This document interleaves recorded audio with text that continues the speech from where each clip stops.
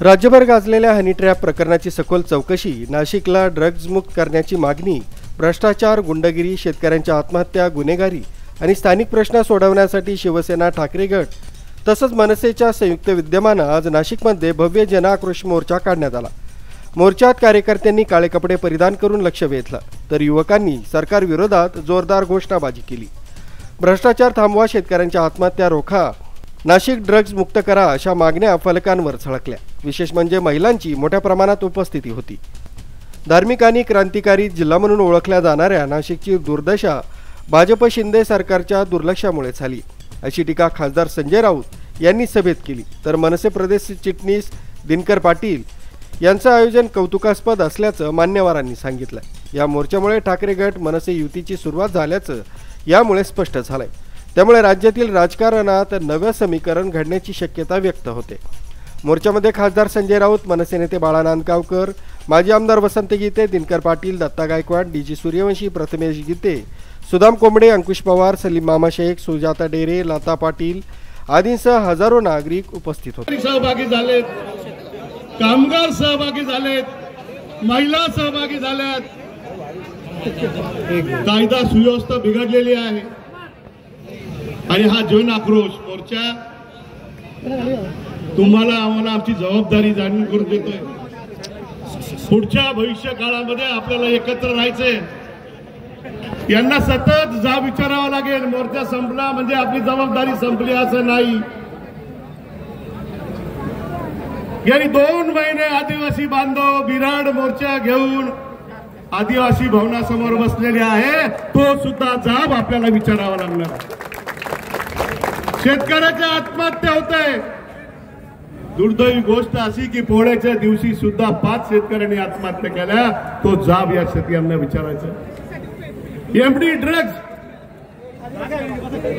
ज्यांनी कॉलेज पार केलं, कॉलेजमध्ये एमडी ड्रग्ज पोहोचली, संपूर्ण नाशिक जिल्ह्याचं नाव महाराष्ट्रामध्ये देशामध्ये बदनाम झालं, तो जाब आपल्याला विचारायचा। नाशिक शहर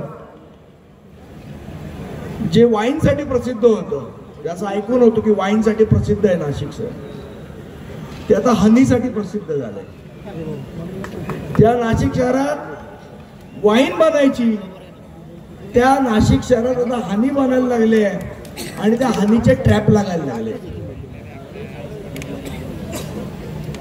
ज्या नाशिक शहरामध्ये 2012 नंतर महाराष्ट्र नवनिर्माण सेनेची सत्ता होती, त्यावेळेचा एक प्रसंग आज आपल्याला सांगतो।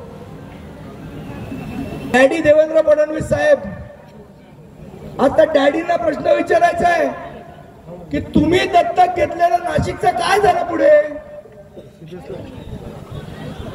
काय झालं? माझा आपल्याला सुद्धा प्रश्न आहे की ज्या वेळेला कधीतरी येतील नाशिकचे डॅडी इन्व्हर्टेड कॉमा मधले, त्या डॅडींना विचारावं लागेल, दत्तक घेतल्यानंतर सांभाळ करणं तर सोडा,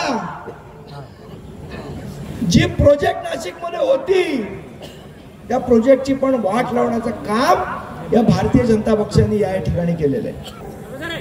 ज्यांच्या जीवावर तुम्ही या मुंबईमध्ये आणि महाराष्ट्रामध्ये मोठे झालात, त्यांना तुमच्या किती पिढ्या खाली उतरल्या तरी संपू शकत नाही। कारण शंकराचे हे 2 बंधू, हे शंकराचे 2 डोळे आहेत आणि आज समोर बसलेला हा शंकराचा 3रा डोळा आहे। त्याच्यामुळे तुम्हाला संपवायला खूप वेळ नाही आणि म्हणून इथं सुरुवात आहे। आता फक्त नेते मंडळी आणि कार्यकर्ते झाले। सन्मान्य राज ठाकरे आणि उद्धव ठाकरे साहेब जर एकत्र उतरले तर तुमचं काय होईल त्याचा विचार तुम्हीच करा।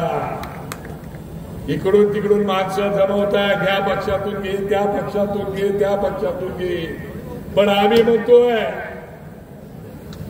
साळी माळी केली कोळी महार चांभार माग मराठा ब्राह्मण सगळे आमचे मराठी आहेत। आपण मराठी म्हणून एकत्र येऊया आणि मराठी म्हणून ही जी ताकद आहे त्याचा सर्वनाश करायला पाहिजे, पण त्यासाठी एकत्र यायला पाहिजे।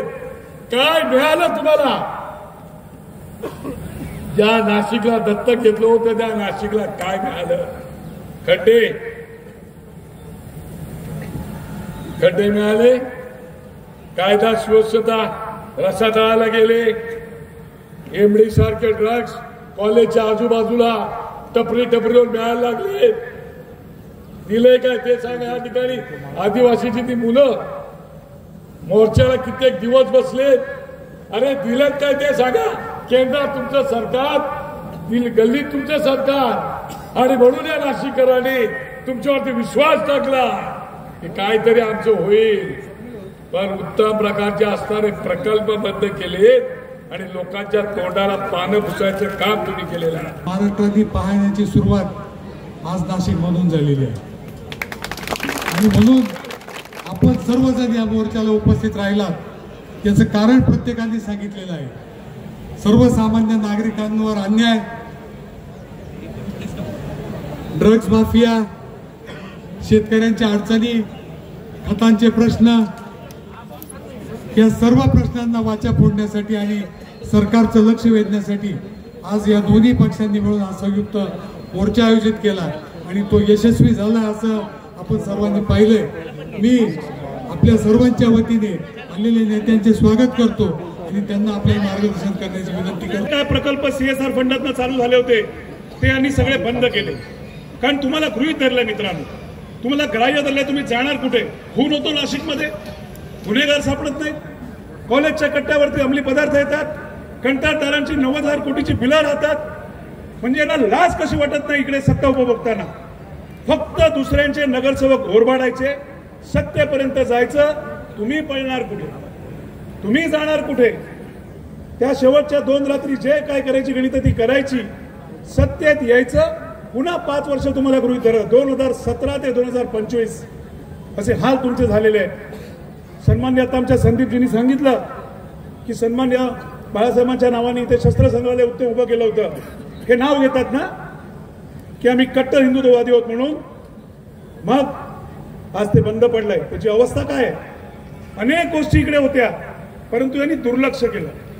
आणि दोष मला माफ करा बांधवांनो, मला स्पष्ट बोलण्याची सवय आहे. तुम्ही सगळ्यांनी हा जाब विचारला पाहिजे होता. सत्ताधाऱ्यांना जाब विचारला पाहिजे होता. इकडची नगरपालिका भ्रष्ट पोखरलेली आहे, पोखरलेली. शेतकऱ्यांना हमी भाव मिळत नाहीये. आमचे आदिवासी बांधव तिकडे बसलेले आहेत. काय नाही, सरकार ढिम्म आहे. सगळं होणार आहे, सगळं सुंदर आहे, सगळं नाशिक मी दत्तक घेतलेलं आहे. परवा त्यांचे प्रवक्ते म्हणाले काहीतरी, कोणतरी आता म्हणाले इकडे. कारण आजच्या या संपूर्ण मोर्चामधलं जे हायलाईट होतं की दिनकरराव पाटील तुमच्या तोंडून निघाला. फक्त छत्रपती शिवाजी महाराजांबरोबर फोटो काढून चालत नाही, रक्तामध्ये छत्रपती शिवाजी असतात. आणि म्हणजे समोर दोन्ही बाजूने जे सैनिक बसले आहेत त्यांच्या रक्तात शिवाजी, त्यांच्या रक्तात छत्रपती शिवाजी म्हणजे रस्त्यावरती सरकारला आव्हान देण्यासाठी उतरले. हा जनाक्रोश मोर्चा आहे आणि जनतेचा आक्रोश जेव्हा रस्त्यावर उतरतो तेव्हा काय होतं? तर नेपाळ होतो, बांगलादेश होतो. हा इशारा देण्यासाठी हा मोर्चा. आता त्या शिंदे गटाचे लोक आयुक्ताला भेटायला गेले, मुंबई पोलीस आयुक्त, माझ्या विरुद्ध गुन्हा दाखल करा. का? त्यांचं म्हणणं आहे, मी म्हणालो महाराष्ट्राचा नेपाळ होईल. अरे झालेलाच आहे. नेपाळमध्ये लोक रस्त्यावर का होतात? त्याचं कारण नाशिकमध्ये प्रचंड भ्रष्टाचार, सरकारी पैशाची लूट, अंमली पदार्थांचा प्रचंड व्यापार, तरुण मुलं नशेच्या आहारी गेली ते नाशिकमध्ये दिसतात, महिलांवर अत्याचार. या नाशिकसह महाराष्ट्रात यापेक्षा जर वेगळं काय घडलं नसेल तर नेपाळच्या तरुणांनी जो इशारा दिलाय तो आपण लक्षात घेतला पाहिजे, हे माझं म्हणणं आहे. आमचा अंत पाहू नका. मगासपासून अस्वस्थ आहे त्या राहुल धोत्रेचा फोटो पाहून. हा राहुल धोत्रे तरुण मुलगा, त्याची हत्या ज्या निर्घृणपणे केली. कोणी केली? देवेंद्र फडणवीसच्या कार्यकर्त्याने, गिरीश महाजनच्या कार्यकर्त्याने केलेली आहे. कुठे गेला हा उद्धव मनसे? शहरामध्ये जे काही चालू आहे त्या खऱ्या अर्थाने जर तुम्ही वाचा फोडू शकता तर ते फक्त शिवसेना आणि महाराष्ट्र नवनिर्माण सेना आणि म्हणूनच या ठिकाणी आम्ही मोर्चा आयोजित केला. या मोर्चामध्ये हजारोच्या संख्येने लोकांनी सहभाग घेतलेला आहे आणि जी अपेक्षा तुम्ही या ठिकाणी घेऊन आलं ते शहर भयमुक्त केल्याशिवाय आम्ही राहणार नाही असा शब्द देतो आणि सांगतो. मुख्य संचालक रवींद्र जाधव, लोकराज्य न्यूज, नाशिक.